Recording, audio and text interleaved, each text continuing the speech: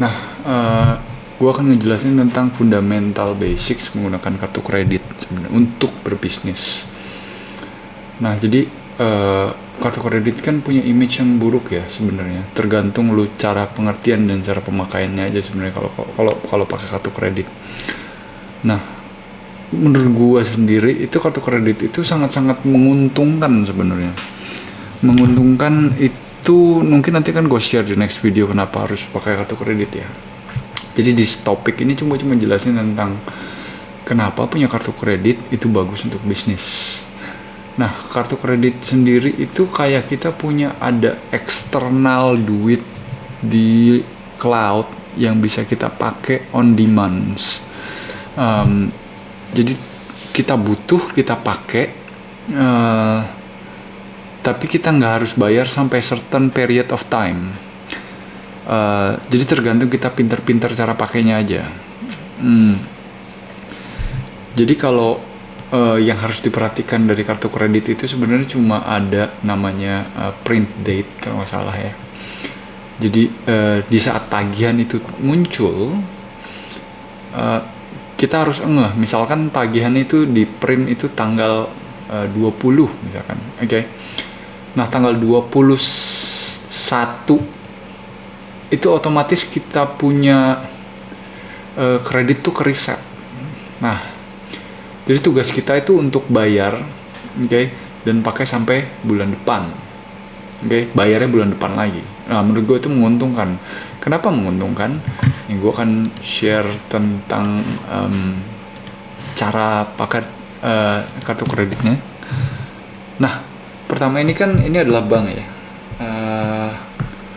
Bank itu ngasih kita limit, for example. Bank itu ngasih limit anggaplah 100 juta. Oke. Nah, 100 juta itu biasanya gue langsung beliin barang. Jadi misalkan dia printnya itu tanggal 20, sekarang mungkin tanggal 1 gitu ya. Nah, tanggal 21 ini gue habisin 100 juta ini nih. 100 juta gue jadiin barang. Oke. Nah, dari 100 juta ini misalkan lu punya uang di bank itu cuma pada 100 juta juga. Oke. Nah, lu ada money nih di sini. Ada money, extra cash. Lu punya duit personal di bank itu. Ini kan sekarang punya barang worth 100 juta. Oke. Itu hasil dari minjem dari bank. Oke. Lu pakai itu duit, sedangkan ini tabungan lu ini, yang satu ini untuk saving dan jaga-jaga. Oke. Saving, jaga-jaga just in case, atau biaya operasional or whatever it is. Oke. Nah, tanggal 20 di saat gue udah beli 100 juta barang, gue akan mikirin gimana caranya, oke, sebelum tanggal 20 bulan 2, oke, ini barang minimal gue harus udah bisa bayar bank. Jadi gimana yang gue lakukan adalah gue jual nih, ini adalah customer ya, oke, dan gue akan push ini jual ini barang, gimana caranya 100 juta gue itu balik, oke. Nah, 100 juta ini biasanya kan kita nggak murni 100 juta ya. Misalkan kita beli barang sekitar 100 ribuan. Nah, 100 ribuan itu kita dapat berapa piece tuh? 100 ribu 100 juta dibagi 100 ribu. Oke, kita dapat 1000 piece barang. Oke, kita dapat 1000 piece. Oke. Nah, 1000 piece barang ini kan apa ya, kita usaha jual ya. Anggaplah kita cuma laku sekitar 800 piece ke customer, atau 500 piece lah. Nah, dan 100 ribu ini worth modal biasanya kan gue markup ya. Markupnya berapa? Nah, ini tergantung dari bisnis model masing-masing. Kalau gue sendiri biasanya dikali 1,5 atau 1,7, atau ya apes 1,3. Oke. Nah, ini maksudnya 50%, 70%, 30%. Nah, sekarang kan harga jual lu kan otomatis bukan 100 ribu lagi ya. Otomatis kan harga jual itu 130, 150 ribu. Oke, sekarang harga jual lu 150 ribu. 150.000 dikalikan 500 piece. Lakunya cuma 500 piece. Oke, anggaplah cuma laku 500 piece. Sekarang yang terjadi adalah duit lu berapa nih dalam waktu sebulan itu. Oke. 150 dikali 500. Oke. Lu udah dapet 75 juta. Oke. Lu jual ke customer nih 75 juta. Oke. Karena lu cuma laku 500 piece lah, for example. Oke. Nah, setelah lu dapet 75 juta ini, anggaplah lu hapus lah ya. Lu hapus aja. Lu hapus lah udah. Oke. Aduh, cuma laku setengah nih, gimana nih? Terus gua markup 50%. Oke, what should I do? Nah, yang biasa gue lakukan itu adalah by tanggal 20, oke, gue akan bayar semua uang gue itu ke bank. Oke. Terus kan ngutang, gimana dong? Nah, ngutang berarti kurang minus 25 juta. Oke. Nah, ini biasanya gue ambil dari saving gue untuk bayar bank. Jadi gue nggak mau ada hutang di bank. Kenapa? Karena biasa ada bunga. Oke. Nah, jadi kurang 25 gue talangin dulu pakai savings. Oke. Dan tergantung nyali orang masing-masing ya. Maksudnya nyali orang masing-masing di sini adalah lu tahu kapasitas bisnis lu sendiri lah. You know how much you can make money out of your business. Jadi misalkan lu udah yakin nih setiap bulan udah pasti 500 kejual gitu ya, atau lu mau coba barang lain, ya silahkan. Mungkin pas tanggal 20 ini, oke, tanggal 20 bulan 2, lu karena udah lunas nih, oke, udah lunas, udah nggak ada hutang sama sekali, lu ngutang lagi sama bank, oke, bulan kedua, oke, pas bulan kedua ini lu ngutang lagi, kali ini nggak 100 juta, karena lu udah tahu kapasitas lu ngutang cuma 50 juta. Oke. Nah, bulan kedua apa yang terjadi? Bulan kedua yang terjadi adalah lu laku juga. Ini gue hapus deh ya. Oke. Gue bikin layar baru. Oke. Nah, bulan kedua, oke, lu ngutang lagi 50 juta. Oke. Dan lu kali ini yakin barangnya laku. Oke, yakin. Oke. Lu laku lah 500 piece juga. This time lu dapat 75 juta. Oke. Tadi kan nombok tuh 25 juta ya. Nah, lu dapat 75 juta. Lu bayarlah sini 50 juta. Oke. 50 juta ini dapat 500 piece. Oke. Nah, dan di sini adalah lu dapat profit 25 juta. Lu nutupin ke saving lu. Oke. Dalam 2 bulan itu udah ngekit.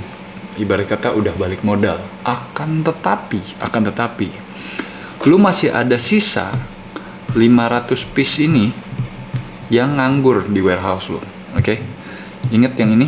Yang ini masih ingat tentang ini, karena lu cuma melakukan setengahnya, lu masih ada setengahnya berarti. Oke. Nah, karena lu masih ada setengahnya, berarti lu masih ada kemungkinan cuan masih ada 75 juta. Masih ada kemungkinan cuan 75 juta. Nah, 75 juta itu kemana? 75 juta itu langsung lu profit. Jadi ibarat kata modal dimodalin bank, modal kartu kredit. Oke, yang penting ada saving money ya. Lu pakai itu uang untuk beli barang, nggak pakai resiko lu. Oke.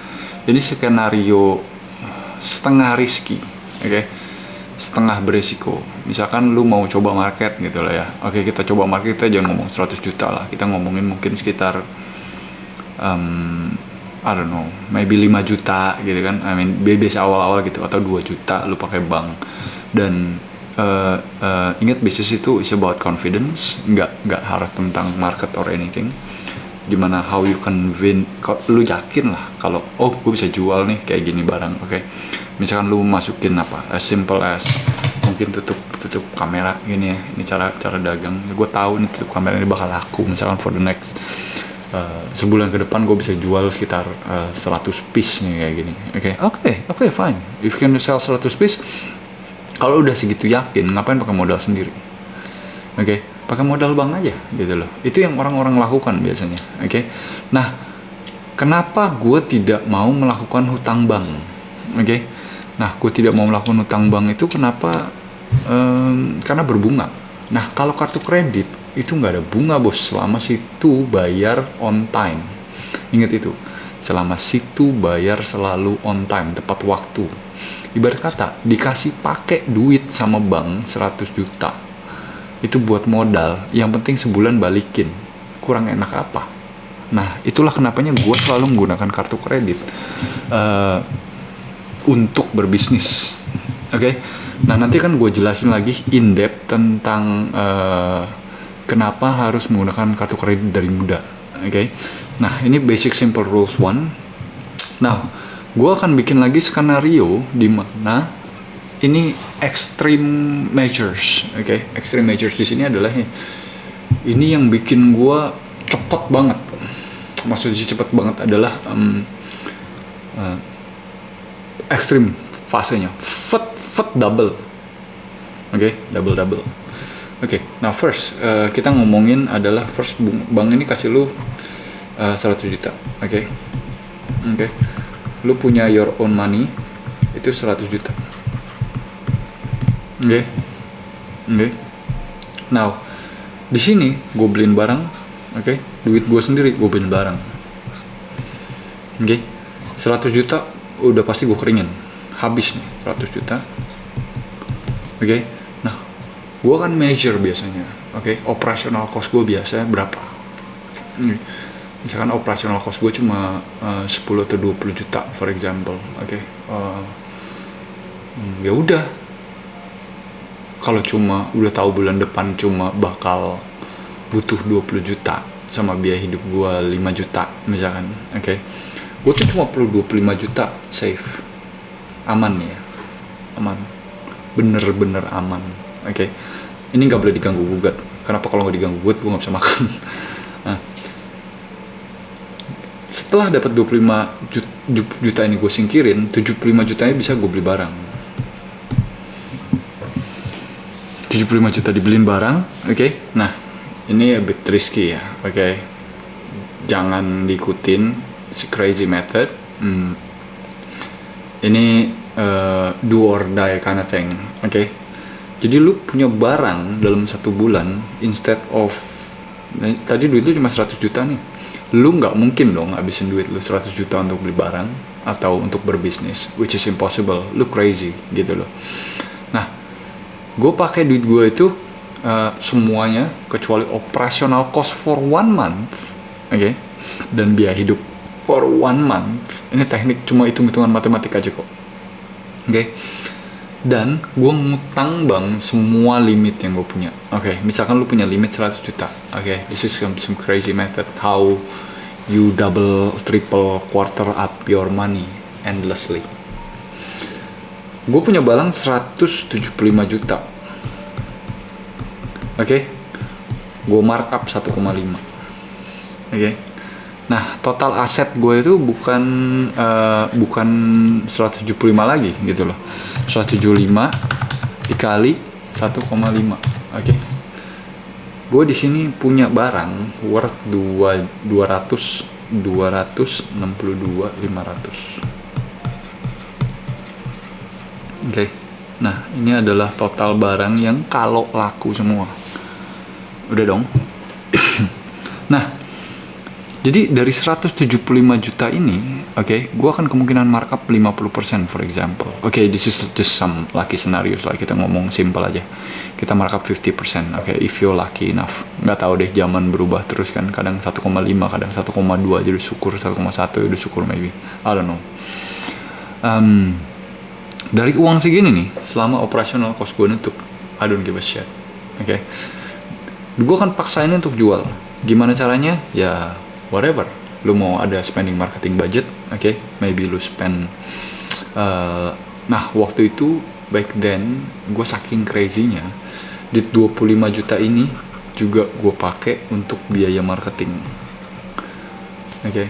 Jadi living on the edge tuh, living on the fucking edge, do or die kind of thing. Jadi ini namanya logika sirkulasi uang. Oke. Nah, customer ini kan bayar. Oke. Bayar kan datang nih ya. Kita ke temporary money lah ya. Ini temporary, in the cloud lah. You don't touch the money. Oke. Di saat customer bayar, gue kumpulin tuh.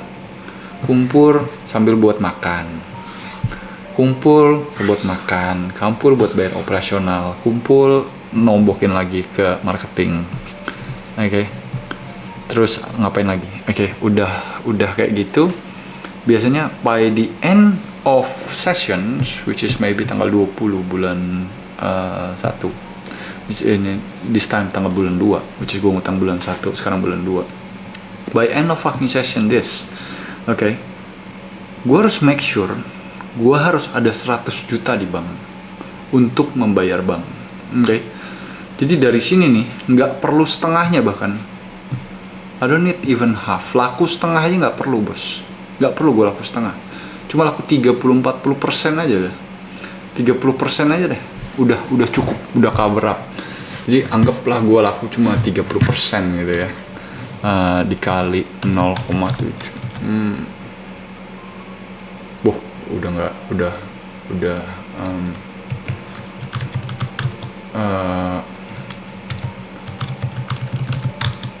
Masih kurang ya, 30%, sekitar 40% lah ya. Oke, sekitar 35-40%. Jadi gue dapat 40% aja dari sini, udah habis. Oke, gue udah bisa bayar semua hutang gue ke bank. Ini udah lunas. Oke. Now, apa yang gue lakukan kemudian adalah again, do it at your own risk. Ini a bit crazy. Ini money management teknik yang orang gak ajarin, a bit crazy actually. Jangan ditiru kalau nggak punya nyali, atau ada tanggungan atau ada responsibility lain, jangan ditiru. Atau nggak tahu kapasitas sendiri untuk bisa menjual, itu jangan pernah dilakukan. Oke. Disclaimer dulu ya. Oke. Jadi setelah gue bayar lunas nih 100 juta, bank selesai. Oke. Gue masih ada aset dong, masih ada aset sekitar 162 juta lagi lah, ngomong lah. Oke, cuma bayar masih ada 162 juta lagi. Nah, 160 juta ini gue biasanya gali lubang tutup lubang untuk biaya marketing, biaya operasional, dan biaya hidup.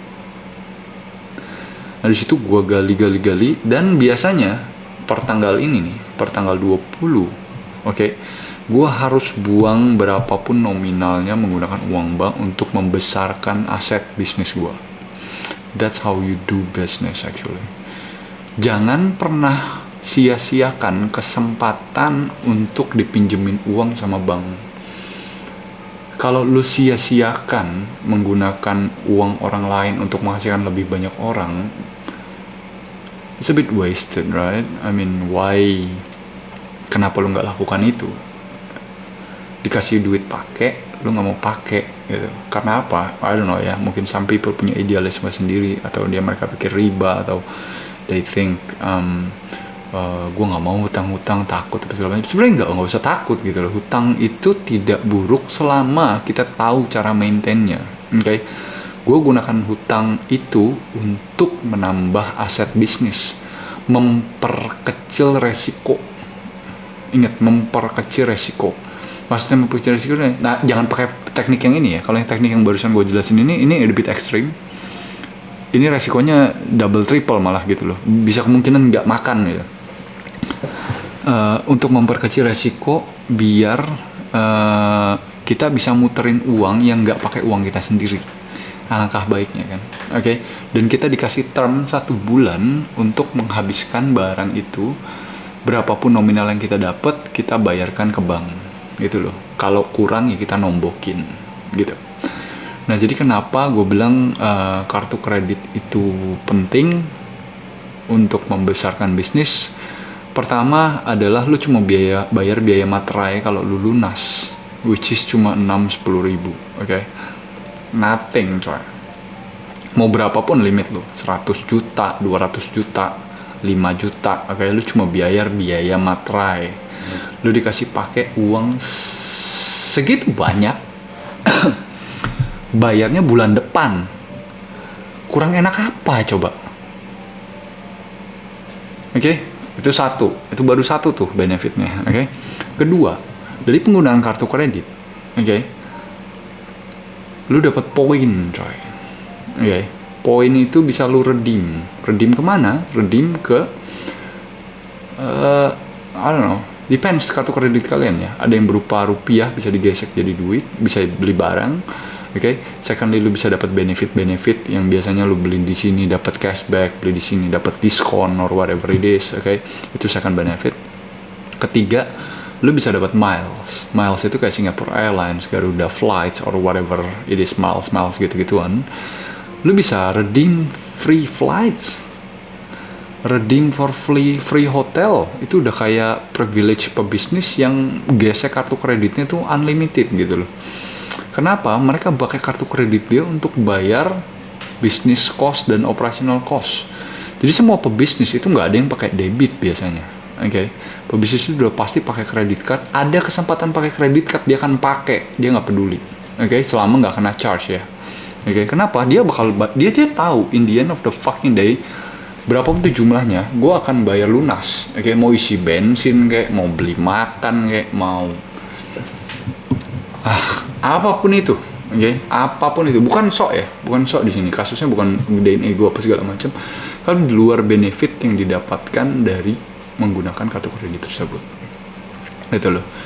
Nah, again, ini adalah cuma brief pengalaman pribadi gimana cara lu pakai kartu kredit untuk membesarkan bisnis, oke? Atau di saat uang lu dan kartu kredit lu berdampingan limitnya gitu loh, oke? Jadi zaman dulu tuh at early my starting points, gue punya duit spare 50 juta, oke? Gue punya limit kartu kredit 50 juta, oke? Ya, basically ini yang gue lakukan tadi itu nominalnya setengahnya, oke? Tapi gue timpuk double up, bahkan gue nggak ada savings money gitu loh, gue spare cuma 5 juta gitu loh. Nah, sampai nggak tahu nih ntar bayar gaji gimana caranya gitu. Gesek abis beli barang, oke? Personal money pakai juga buat beli barang, oke? Duit perputarannya itu nyambil bayar operasional, duit makan, bayar advertising, gaya lubang tutup lubang. Tapi gue yakin dengan formula ini formula anti gagal. Kalau lu bisa jual barangnya dan lu yakin ada yang beli, atau lu yakin uang lu udah pasti ada yang, misalkan ada supplier mau beli gitu ya, udah pasti deh, just udah pasti. Intinya kan cuma sirkulasi uang aja kan, gimana tuh uang muter-muter aja gitu. Yang penting muter, udah satu putaran itu lu beranak, I don't give a shit how. Intinya lu muter, lu nambah gitu loh. Gimana caranya dia muter nambah? Nah, semakin cepat dia muter semakin banyak nambah. Oke? Nah, gitu aja sih sebenarnya teori tentang gimana cara kartu kredit advantage ya sebenarnya untuk gedein bisnis. Jadi untuk early stage, bahkan sampai detik ini pun gue menggunakan kartu kredit itu untuk sebagai privilege gue ya. Kenapa nggak lu pakai gitu loh? Why didn't you take the privilege yang udah dikasih gitu loh? Dan toh nggak ada ruginya gitu loh.